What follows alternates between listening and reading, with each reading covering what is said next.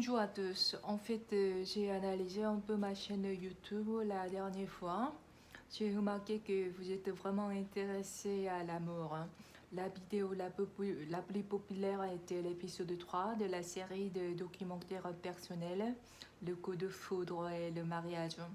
Les trois premières vidéos, je les ai envoyées à mes amis et à ma camarade par email et par téléphone portable.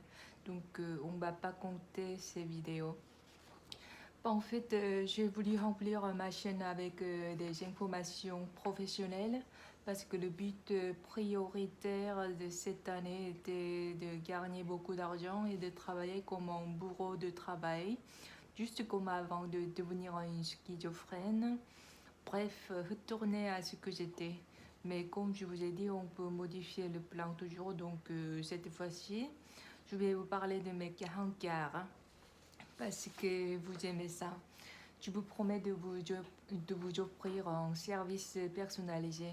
Je serai toujours là pour vous aider et ça me ferait plaisir de pouvoir vous aider, vous motiver, vous donner des énergies positives.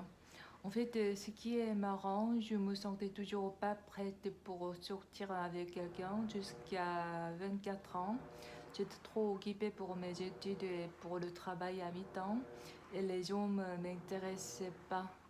Et puis à partir de 25 ans, j'ai rencontré quelques-uns, surtout les étrangers qui ont deux cultures ou des métis. Je parlerai pas des Coréens, mais juste un peu. En tant qu'une femme coréenne, si on te trouve belle et si tu es pauvre à la fois, tu n'es juste qu'un objet sexuel pour des Coréens. Donc dans ce cas-là, c'est mieux de trouver un homme riche. Donc je suis sortie avec un homme riche à 30 ans. En Corée, à partir de 30 ans, non, à partir de 25 ans, dans ma génération, tu n'es qu'une vieille femme. Donc, en résumé, si on te trouve belle, et si tu es pauvre, malade et vieille, tu n'es que pour un coup d'un soir. Et puis, ces Coréens critiquent énormément sur tes apparences physiques. Ils ne critiquent que sur tes apparences pendant le sexe, après le sexe également. Ils sont chiants. Je me suis jamais sentie si mal que ça dans ma vie, donc j'ai décidé de ne jamais rencontrer des Coréens en tant qu'un hankar ou ni un petit copain. Mais vous êtes bienvenus en tant qu'ami ou camarade. Je ne dis pas que tous les Coréens sont comme ça. C'est vrai que j'ai rencontré pas mal de Coréens qui sont pros et qui avaient de bonnes manières en mission d'interprétation. Mais au travail, je ne fais que travailler, donc je passerai mon tour, hein. D'ailleurs, les Coréens ne se sont pas intéressés du tout aux femmes qui ont plus de 40 ans, à moins qu'elles ne soient pas riches. Donc ça m'arriverait pas vraiment de sortir ni de coucher avec un Coréen. Donc à partir de maintenant, je vais vous raconter une belle histoire pour de bon, une belle rencontre avec des Français. Grâce à eux, je serai heureuse même si je meurs demain parce que j'ai l'impression que j'ai fait presque tout ce que je devais faire dans ma vie à part d'avoir des bébés. Mais bon, je peux pas tout avoir quoi. J'ai déjà eu une bonne réputation dans ma carrière. Je suis sortie avec des meilleurs hommes dans le monde. Des hommes beaucoup plus beaux que des stars hollywoodiens, coréens ou français. Intelligent et parfait et un homme riche également. Donc il ne manquait qu'une chose, le sexe. Je ne comprenais pas pourquoi les gens aiment le sexe. Pour moi, ce n'était qu'une douleur littéralement. Quelque chose qui fait peur, qui est dégoûtant et dégueulasse. Franchement, tu dois faire un lavage de cerveau en me disant que c'est pas dégueulasse, c'est pas dégoûtant. En fermant mes yeux au moment de faire l'amour. Ça, je n'y pour rien, mais ça a changé un peu petit à petit grâce aux Français. J'ai l'impression qu'ils viennent à moi quand je passe un moment difficile avec des Coréens. Et puis ils partent, ils me laissent travailler. Comme je vous ai dit, je ne peux pas tout avoir, hein. Si je peux continuer à travailler et gagner ma vie, ça va aller même si je ne peux pas trouver mon homme, hein. Parce que j'ai l'impression maintenant que c'est somptueux d'avoir mon homme ou copain. Réalistement, je dois abandonner un bonheur que tout le monde est, étant donné que je suis schizophrène à cause de viol et de stalking. Mais bon, l'introduction était trop longue, je suis désolée. Donc, au mois de juin, je rencontre Alex qui est à Paris au 8e et 9e épisode de la série. Ça se dit pas. Parce que j'étais déçue et épuisée par des réactions des gens du cinéma coréen. On doit s'accrocher à brin de paille, mais ça faisait presque un an qu'on n'a pas été en contact parce qu'il a annulé notre rendez-vous 2 ou 3 fois. Et je sais bien qu'il a menti pour donner des excuses, mais je le comprends parce que c'est normal de ne pas vouloir rencontrer une femme qui couche avec n'importe qui. Mais ça m'a beaucoup aidé paradoxalement quand il a voulu coucher avec moi, même si j'ai couché avec plein de gens parce que je me sentais sale et j'avais l'impression que personne ne m'aimera parce que je continuais de rabaisser mes critères de plus en plus après que je suis devenue schizophrène. J'insiste beaucoup là-dessus, ma maladie c'est pas ma faute du tout. Donc avant de l'y rencontrer le matin, je lui ai envoyé mon script. Comme je vous ai dit, il est réalisateur ayant du talent. Et puis il m'a donné rendez-vous dans l'après-midi. Il a presque tout lu, j'ai l'impression. C'était marrant qu'il a lu seulement des histoires avec des hommes, pas l'histoire sur ma maladie apparemment. Mais bon, finalement, on s'est rencontrés. Il était juste comme des stars de la K-pop. Il portait une casquette. La lettre Paris était imprimée sur son t-shirt noir. Je trouve que c'est un peu marrant, mais mignon. Il portait des jambes noires trouées aux genoux et gros sac à dos. 178 cm, 65 kilos à peu près. Moi, je portais une jupe évasée brune et un t-shirt noir. Il se tenait tout proche de moi, me regardant de haut. Même maintenant, je ne connais pas son visage parce que je n'arrive pas à regarder des visages des hommes des fois. Donc, je me souviens que ces silhouettes, je n'ai pas ri de tout parce que je ne pouvais pas lui faire confiance. Et puis, je lui ai demandé de me comprendre même si je ne parle pas très bien français. Parce que j'ai parlé le français seulement 2 fois depuis 7 ans. Mais ce qui est bien avec lui, il parle le français bien intelligible, au langage raffiné. Des fois, il y a des Français qui ne parlent pas bien français, même si c'est leur langue natale. Bien sûr, il y a des Coréens qui ne parlent pas bien coréen aussi. Donc, on est entré dans un café. Je crois qu'il avait très soif. Il a descendu sa boisson. On a parlé un peu sur le script. On ne parlait pas beaucoup au café. Je parlais peu à part au moment que je dois lui répondre. J'étais un peu distraite parce que je ne m'intéressais plus aux gens. Les gens étaient décevants. Il a voulu aller au resto, mais j'ai pas voulu que ce soit un rencard ou la rencontre entre une femme et un homme. Donc, je lui ai proposé d'aller au bistrot plutôt pour dîner sur le pouce et boire également comme amis. Personnellement, si je veux rester amie avec un homme, je refuse d'aller au resto chic. J'ai remarqué qu'il a ses lèvres gercées. Il doit être si occupé qu'il n'avait pas de temps de se regarder dans un miroir. J'aime bien ce genre d'homme qui donne tout à son travail. Donc, dans un bistrot, je n'avais même pas d'appétit parce que je n'arrive pas à manger avec des inconnus. Il a dit que c'est dommage que le français américain de la boîte et moi n'aient pas pu être ensemble. Je lui ai dit que ça va et il m'a demandé si je l'aimais. Je lui ai répondu que c'était mon type idéal en souriant largement finalement. Il a répondu tout de suite carrément que ça n'existe pas l'homme idéal. Je suis un peu étonnée de sa réaction. Il a dit que c'est quand même bien d'avoir pu se guérir grâce à lui. Je lui ai dit que j'aurais dû coucher avec lui. Il a répondu catégoriquement, encore une fois. Donc tu seras déçu si tu as couché avec lui. Et ça va mal finir. Et puis il commence à exprimer de la sympathie à l'égard de moi. Il a dit que ma peau est la peau de bébé en comparant à la sienne, en me demandant de toucher sa peau. Je lui réponds sans émotion que c'est normal parce que je suis une femme. Il veut m'attirer avec son côté intellectuel. Il explique sur le cerveau.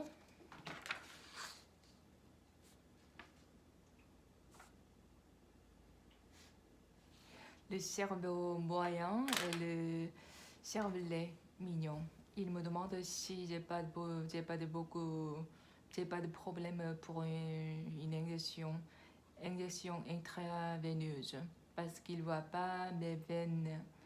Je lui réponds que je n'ai aucun problème et que c'est un signe de vieillissement si on voit les veines facilement comme ça sur la peau. Il dit alors je suis plus vieux que toi. Tu juste ris. Oui, tu faisais la tête encore parce qu'il a annulé notre rendez-vous plusieurs fois. Il dit donc que tu fais venir tous les étrangers dans ton quartier. Il dit qu'il est rarement jaloux, mais j'avais l'impression qu'il se préoccupe de ça un peu quand même.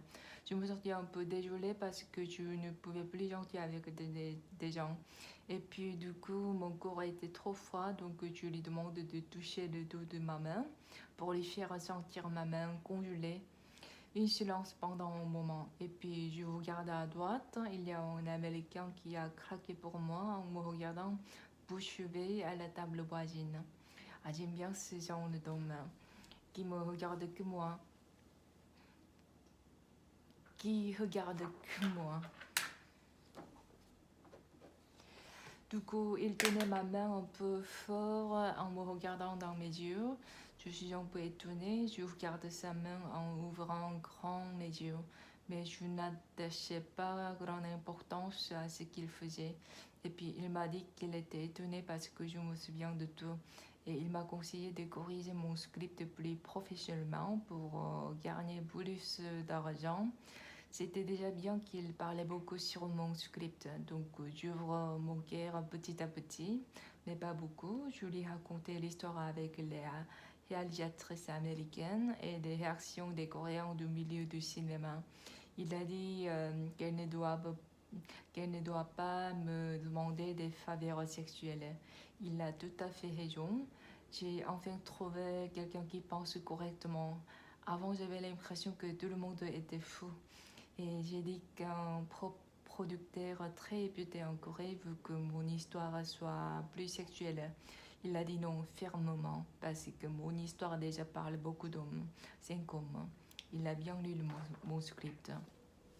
Les Coréens prenaient beaucoup de temps pour lire mon script, mais il a lu presque tout de mon script dans une demi-journée. En plus, il a bien compris mon script. Pour les Coréens, il fallait que je leur réexplique tout. C'était fatigant, franchement. Mais ce jeune homme français, j'avais pas besoin de lui expliquer. En plus, il a presque les mêmes idées que moi. Je lui ai dit aussi qu'il y avait une société de production coréenne qui m'a rejeté étant donné que mon histoire est trop cruelle.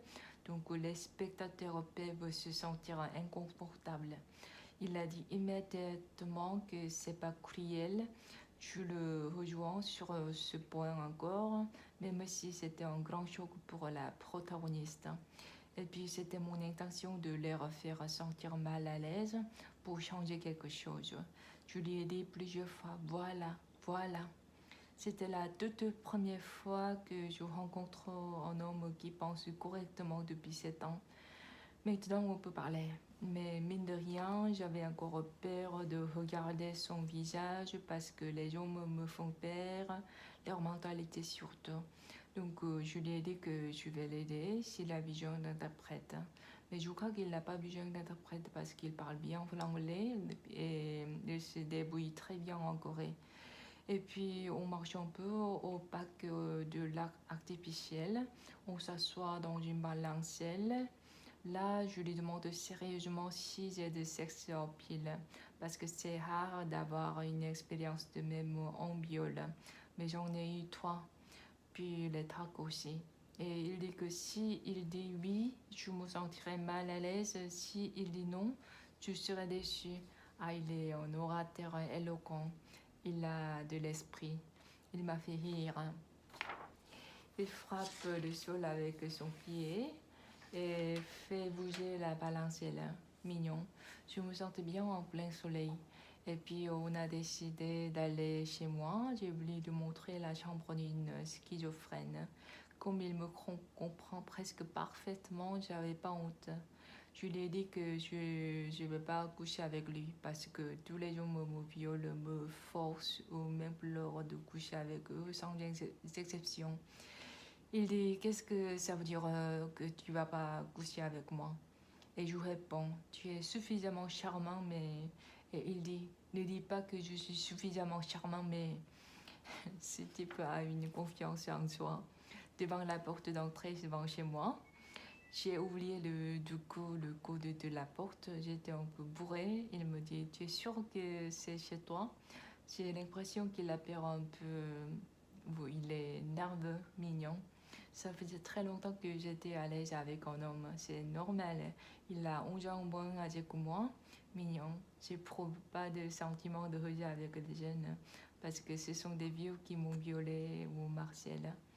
J'entre dans la salle de séjour pour allumer la lumière. Il est précipitamment en me suivant si près de moi comme un joli chiot. Tu peux allumer la lumière au moins, s'il te plaît? Mignon. J'aime bien un gars mignon comme ça. Je lui ai dit, fais comme chez toi. On aurait dû s'installer à la table. Nous nous sommes assis sur le sol et on se sentait inconfortable. Il est allé au balcon pour fumer. Je l'ai suivi pour lui demander de me filer une tape. Il a mis sa main qui tient la cigarette sur ma bouche. C'est comme un chèvre allait son chevreau. Je pouvais deviner de ses comportements qu'il a fait une touche avec moi. Il m'a touché le dos quand on marchait dans la rue, etc. Ah là, j'avais un vertige du goût parce que ça faisait 3 ans que j'ai arrêté de fumer. Et puis avec l'alcool, j'avais honte du goût. Je lui ai dit que de manière inopportune, je voulais avec toi. Voilà, c'était un lapsus lingué. Lingué. J'ai voulu dire je veux t'embrasser ou je veux en baiser. En français, si on emploie le mot baiser comme un nom, le baiser signifie kiss, mais si on emploie comme un verbe, de baiser veut dire fuck you. Ah, mais bon, je crois que cette erreur m'a permis d'avoir une bonne expérience avec lui. Vous voyez, c'est pour ça la vie est intéressante. Il est étonné, il me regarde pendant un moment, puis il me dit, tu es sûr si c'est à cause de l'alcool? Je lui réponds tout de suite, oui, c'est à cause de l'alcool, et puis tu es si gentil et tu me comprends bien. Et puis je presse mes lèvres contre les siennes. Ses lèvres sont chaudes et douces. Tu pouvais sentir sa chaleur sur mes lèvres. J'ai adoré ce moment de silence. Après un certain moment, il se précipite sur moi, vers le lit, en m'embrassant doucement. Et puis on se déshabille activement. Et il dit, tu peux toucher mon corps. Hein. Oh là, il est très intelligent. Je vais jamais rencontrer quelqu'un comme lui. Les Coréens ne pensent qu'à remplir ses désirs, hein, donc ils s'en foutaient de moi. Mais cet homme français, il essaie de me comprendre et il fait attention à mes sentiments. Il me comprend presque parfaitement et exactement. Je n'arrivais même pas à toucher le corps d'homme. Je suis trop émue déjà. Je lui ai dit, mais tu dois pas travailler demain matin? Il n'y aura plus de transport en commun. Il a dit, je m'en fous, ça va. Il est assis sur la chaise, je suis debout devant lui. Je lui ai dit, je m'inquiète pour toi. Il a dit, mais dis-moi plutôt si tu veux que je reste ou je parte, en me regardant le ventre comme s'il attend vivement ma réponse. Il est si mignon que j'ai envie de lui faire un gros câlin. Il est très bon. J'adore ce type. Je lui ai dit, tu restes avec moi.